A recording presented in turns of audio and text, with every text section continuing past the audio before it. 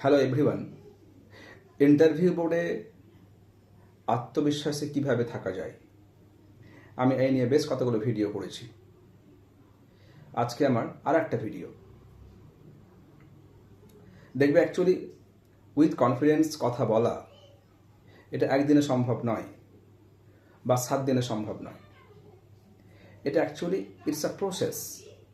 We have to undergo in a process. We have to follow some wedge.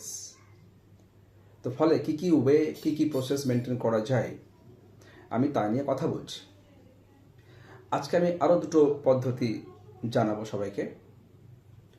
যে কোনো একটা interview বোর্ডের 2 মাস বা 1 মাস বা 3 মাস আগে হয়তো আমি আছি, তাহলে এই সময়টাতে কী প্র্যাকটিস করলে আমরা ইন্টারভিউ বোর্ডে থাকতে পারবো সেলফ কনফিডেন্ট।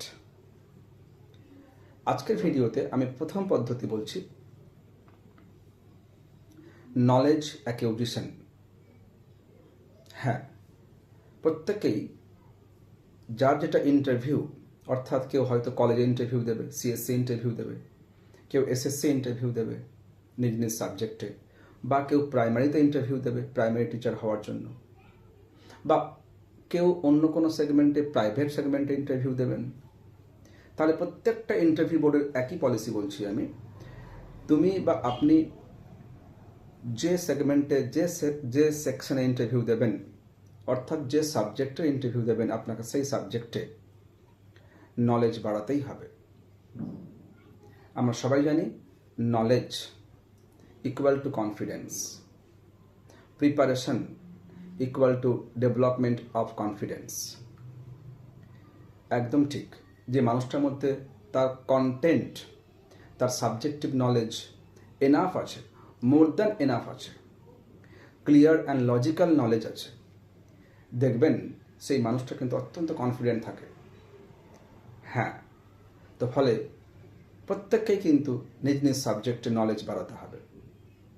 প্রত্যেকটা চ্যাপ্টার কোন জায়গা থেকে প্রশ্ন হতে পারে এটাকে পারসিভ করতে হবে আগে থেকেই। আমাকে কী এরিয়া মেনটেন করতে হবে, প্রত্যেককেই তার ব্যক্তিকেন্দ্রিক প্রশ্ন, তার বোধমূলক প্রশ্ন, প্রয়োগমূলক প্রশ্ন, জ্ঞানমূলক প্রশ্ন, প্রত্যেকটা ইন্টারভিউতে একজন ইন্টারভিউয়ার এগুলো মেনটেন করেন। এই 4টা টাইপের প্রশ্ন হয়। তো এই 4টা টাইপের প্রশ্নকে বা এরিয়াগুলোকে অনুধাবন করে প্রত্যেকেই বাড়িতে কিন্তু সময় দিয়ে টাইম ইনভেস্ট করে নলেজ বাড়াতেই হবে। এবং নলেজ কেমন হবে? হবে স্পষ্ট, অর্থাৎ ক্লিয়ার এবং লজিক্যাল।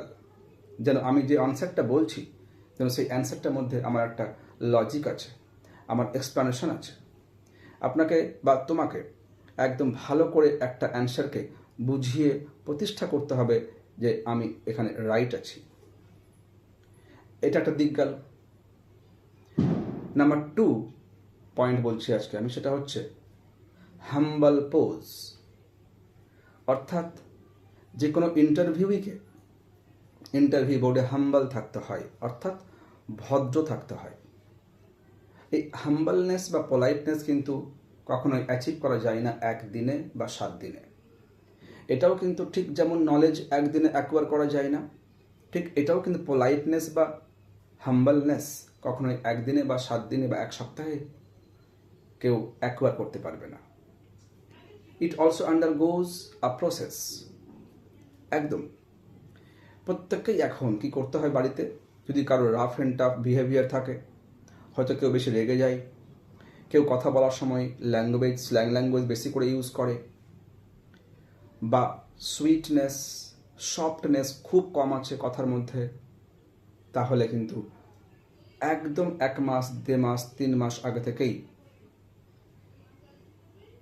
ভালো ভালো শব্দ চয়ন, ভালো ভালো বাক্য চয়ন অভ্যাস করা শুরু করতে হবে। এটা কনসাসলি করতে হবে। It's a effort. এটা প্রত্যেকে ইফোর্ট দিয়ে কনসাসলি এই ব্যাপারটা মেনটেন করতে হবে। দেখবে আফটার সাম টাইম প্রত্যেকেই কিন্তু এই ব্যাপারে একটা দক্ষ হয়ে যাবে। হ্যাঁ, এটা একটা হ্যাবিট, কথা বলা হ্যাবিট, এবং পোলাইটলি কথা বলা এটা একটা আরেকটা হ্যাবিট। সুতরাং প্রত্যেককেই বলছি যে এই হাম্বলনেস পোজ প্র্যাকটিস করা শুরু করো। আজকে আমার ভিডিও দুটো পদ্ধতি বললাম, এই দুটো পদ্ধতি সবাই মেনটেন করো। আমি আমার ভিডিওতে আবার কিছু টিপস নিয়ে আসবো। তাহলে আজকের মতো এখানেই। Thank you.